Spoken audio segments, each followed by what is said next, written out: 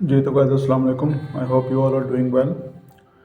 Welcome करता हूँ आपको अपने चैनल पर। और जी इम्पोर्टेंट एक अपडेट है Dubai to India to Dubai. अगर आप ट्रैवल करेंगे तो आपके पास एक अथेंटिक नेगेटिव रिपोर्ट होनी चाहिए। और ये कैसी रिपोर्ट होनी चाहिए इसकी सारी डिटेल मैं आपसे शेयर करूँगा। और एक अच्छी जो न्यूज़ वो ये है कि अगर आपके पास सिल्वर वीज़ा 5 ईयर वीज़ा तो आप जो है वो ट्रैवल कर सकते हैं। जिनके पास गोल्डन वीज़ा है सिर्फ वही लोग ट्रैवल कर पा रहे थे, लेकिन अभी ये बहुत अच्छी न्यूज़ आई है। UAE travel restriction 5 year visa जिनके पास है वो भी ट्रैवल कर सकते हैं।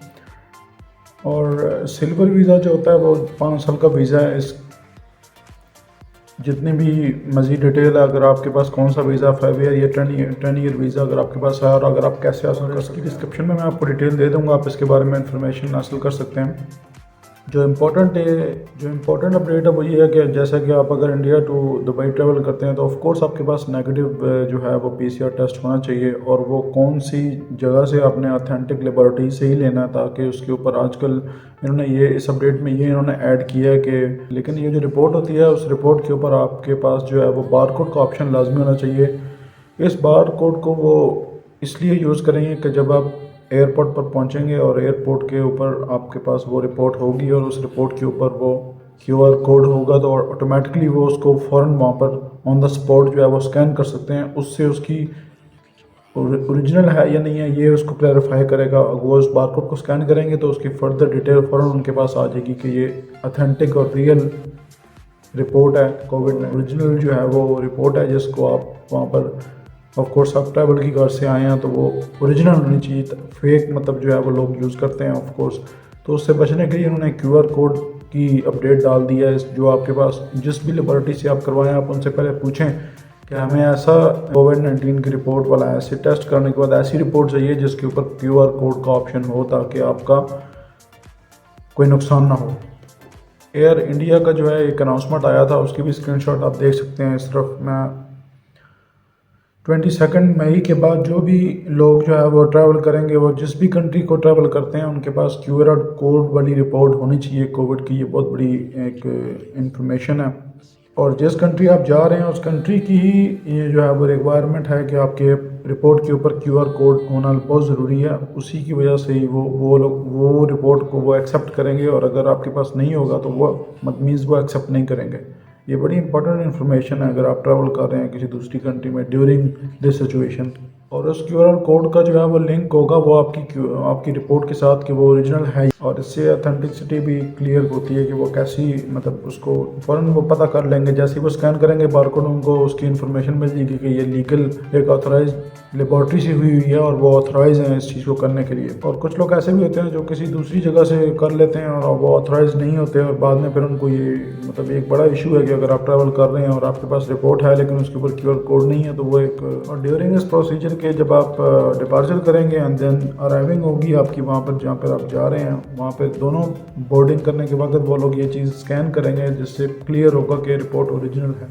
और अगर आप जैसे कि आप एयरपोर्ट पर जाते हैं और आपके पास सारी चीज़ें हैं, वीज़ा है, टिकट है, सब कुछ क्लियर है, बोर्डिंग के लिए आप जा रहे हैं, तो अगर आपके पास रिपोर्ट के ऊपर क्यूआर कोड नहीं है तो वो आपको बोर्डिंग करने नहीं देंगे। ये बहुत इंपॉर्टेंट इन्फॉर्मेशन है करंट सिचुएशन में।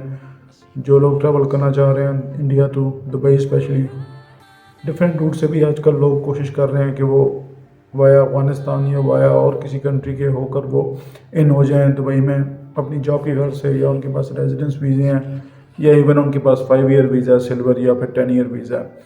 तो ये एक इम्पॉर्टेंट इन्फॉर्मेशन थी गाइस। सबसे पहले हमेशा जब भी आपने टिकट करवाने हैं इस प्रोसीजर में एंटर होना है, आप सबसे पहले लेबॉर्ट्रीज़ की एक लिस्ट निकालिएगा, ऑथेंटिक लेबॉर्ट्रीज़ की लिस्ट जो कि एक्सेप्ट करती हैं, जिनकी रिपोर्ट भी एक्सेप्ट की जाए, और दूसरा उनके ऊपर क्यूआर कोड का ऑप्शन हो लाजमी।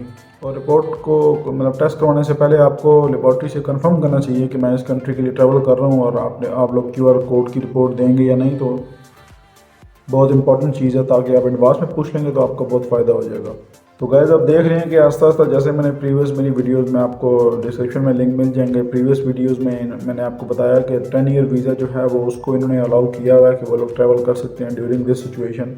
इसी तरह अभी देखें नेक्स्ट स्टेज आ गया कि 5 ईयर वीज़े को भी उन्होंने अलाउ कर दिया है जो कि सिल्वर वीज़ा।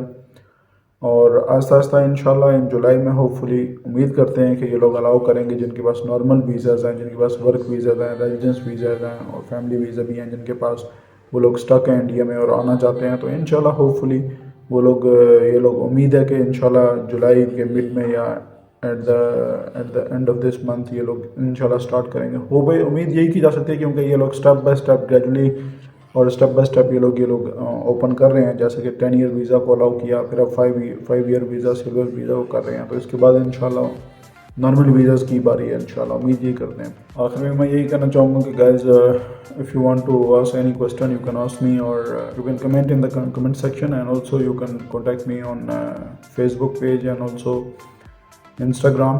सो अपना बहुत ख्याल रखिएगा और अपने चैनल का भी मिलता हूँ आपको नेक्स्ट वीडियो में। Thank you so much. Channel को लाइक और सब्सक्राइब लाजमी कर लें ताकि नेक्स्ट मेरी जितनी भी वीडियोज़ आती हैं उनकी नोटिफिकेशन आपको मिल सके। बेल आइकन को प्रेस करेंगे तो जब भी मेरी वीडियो आएगी आपको नोटिफिकेशन मिलेगा।